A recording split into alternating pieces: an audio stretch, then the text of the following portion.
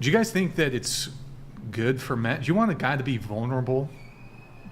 I hate that word. Sometimes. Vulnerable. I don't I think like there's that a difference word. between emotional stability and emotional maturity, right? So you want someone to be emotionally stable because that means that they're able to handle their emotions in certain situations.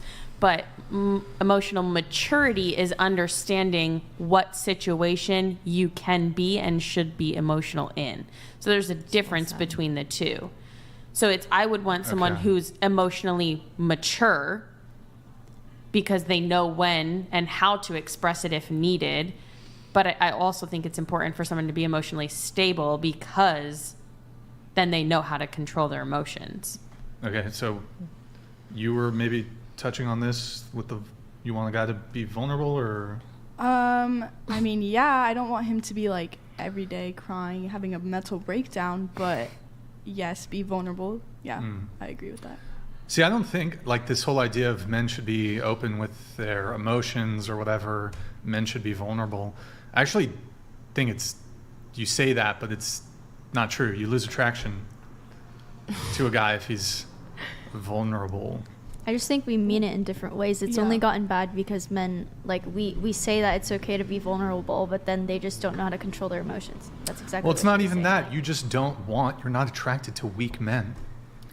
Why are you You're not weak? attracted to It depends weak how you men. handle your emotions. So No one's going to call you weak. Let's kind of test this. I think we can maybe test this and see if this is true or not. So you said, I'm sorry, the gal with the red hair. I'm terrible with names. I didn't catch yours. What did you say your name was? Sammy. Okay, Tammy. Sammy. Sammy, sorry.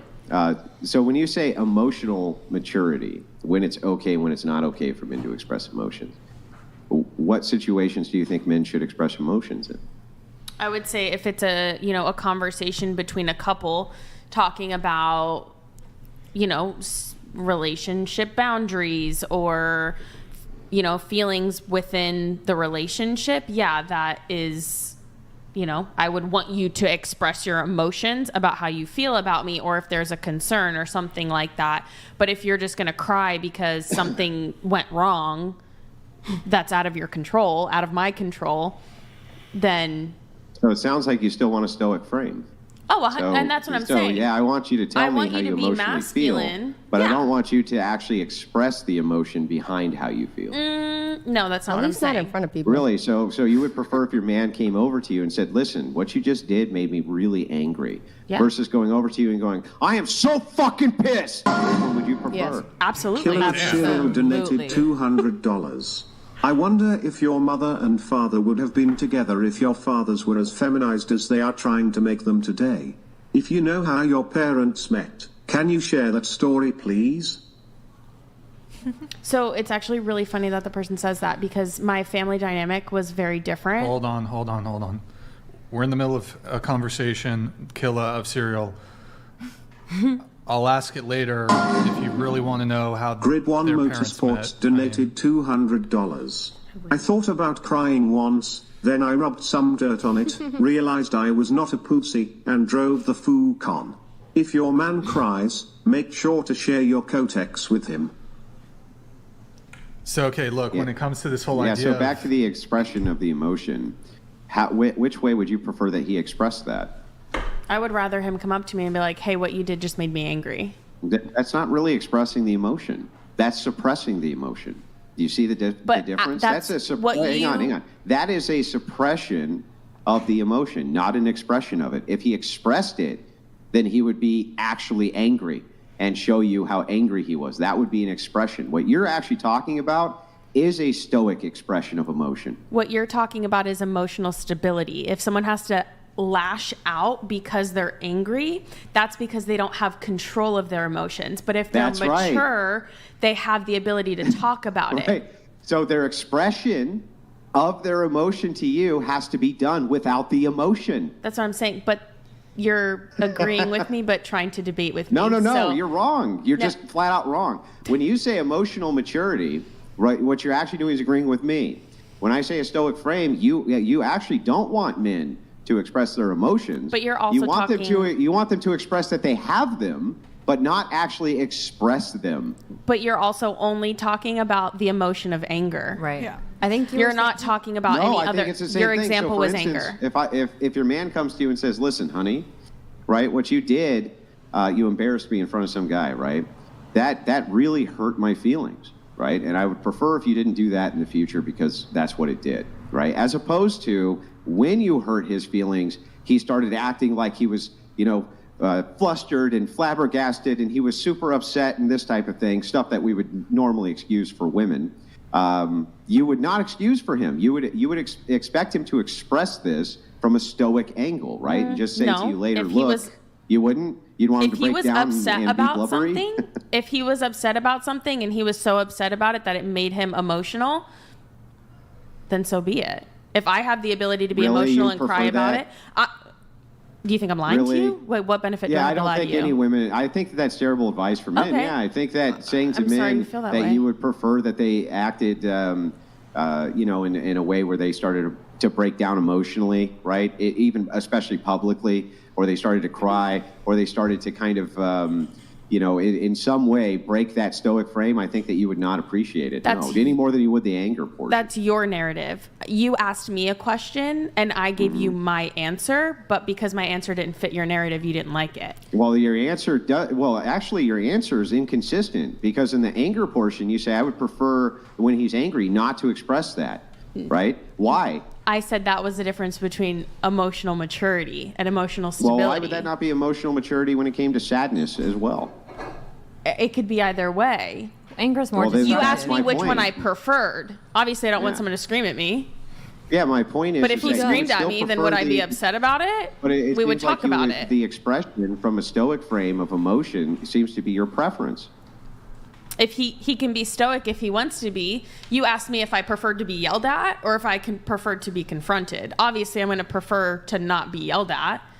Anybody would prefer that. But in terms of emotion and sadness, let me finish what I'm saying. In the term of sadness, if he wants to cry about it, he can cry about it and we can talk about it. If he wants to be stoic, again, that's the person, right? However they want to express their emotional maturity and emotional stability, that's fine. You asked me if I preferred to be yelled at or if I preferred to be confronted. Well, he's not yelling at you, he's just yelling. You're still yelling. Or maybe he's just not even yelling, but he's just really angry when he says a thing.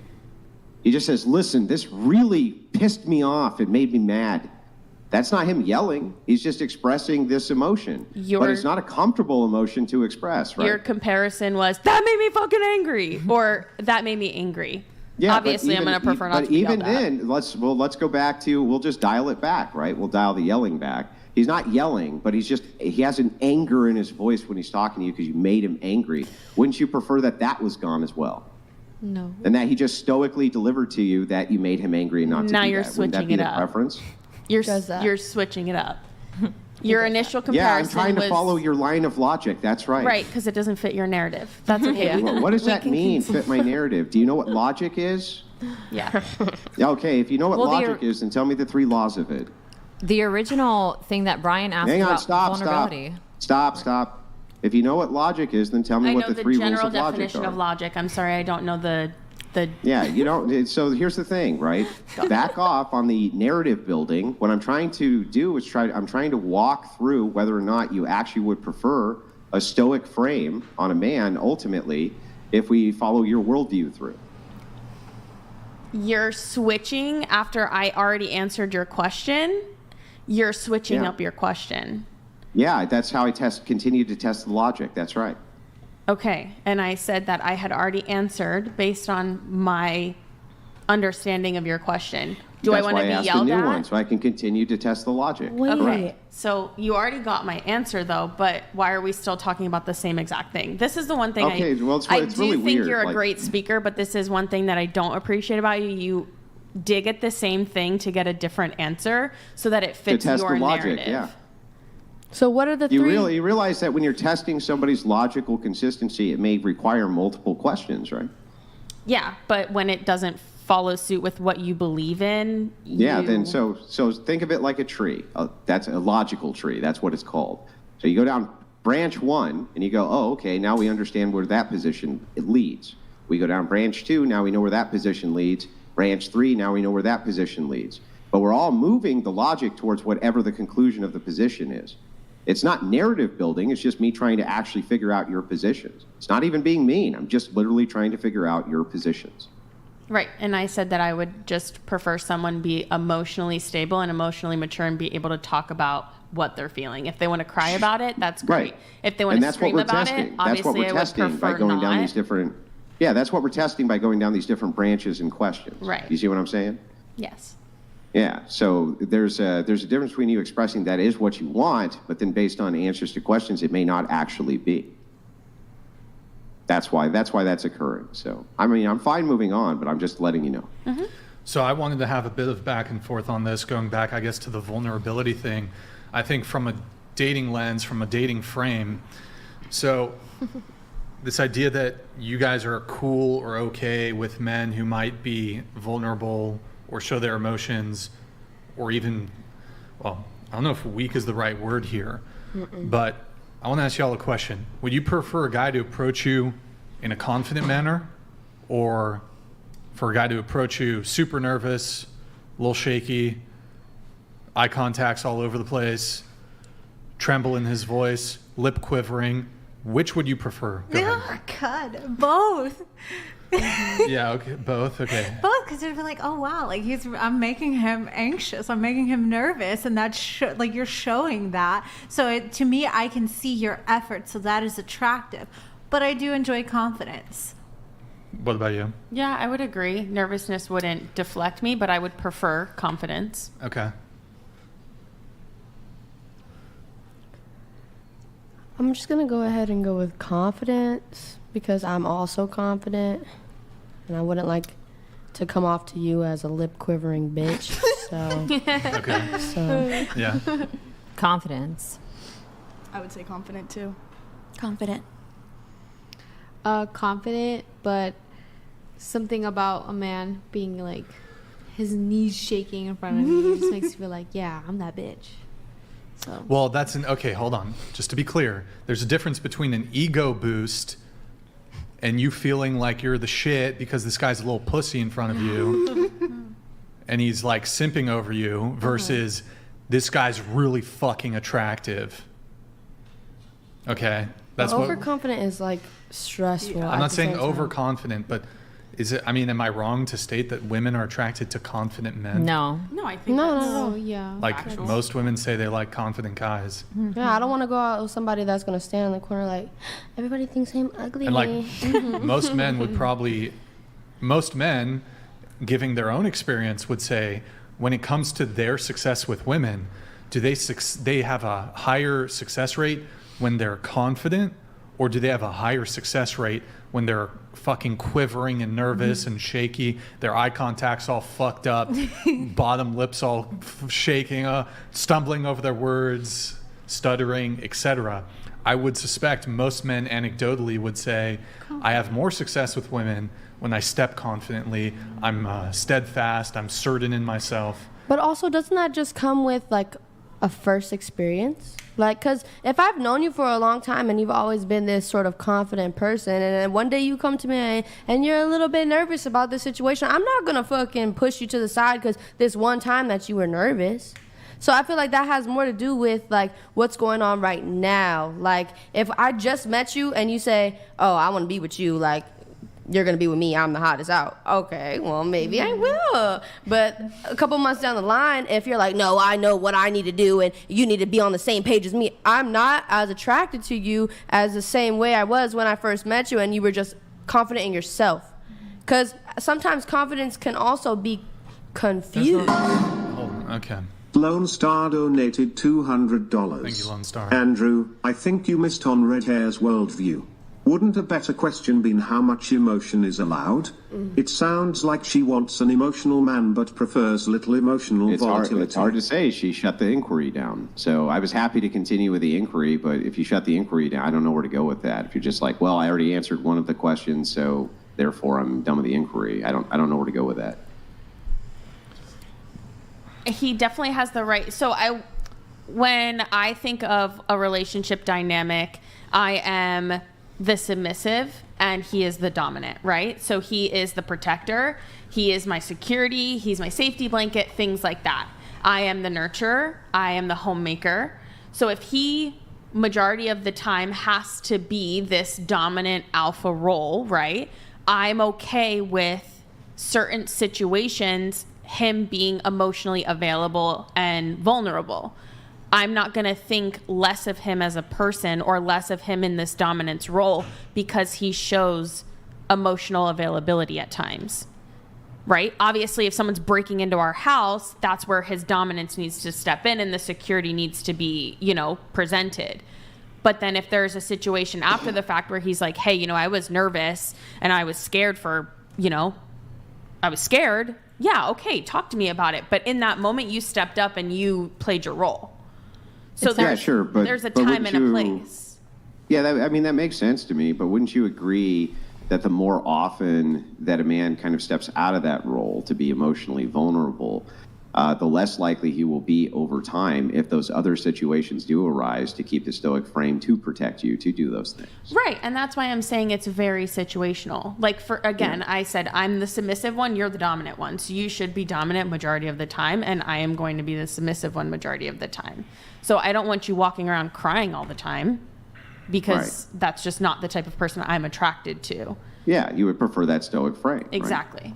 Yeah. Sammy, it sounded like you were saying that you want a man who can express his emotions, but that knows when and how much to express those. Like, so someone said, if he's expressing love, would you want him to like hug you and make eye contact and show with his body language that he loves you? Or would you prefer that he's just like super stoic, no facial expression, robotic? The physical contact. Okay, cool. So that's what you were saying. Yeah. Yeah.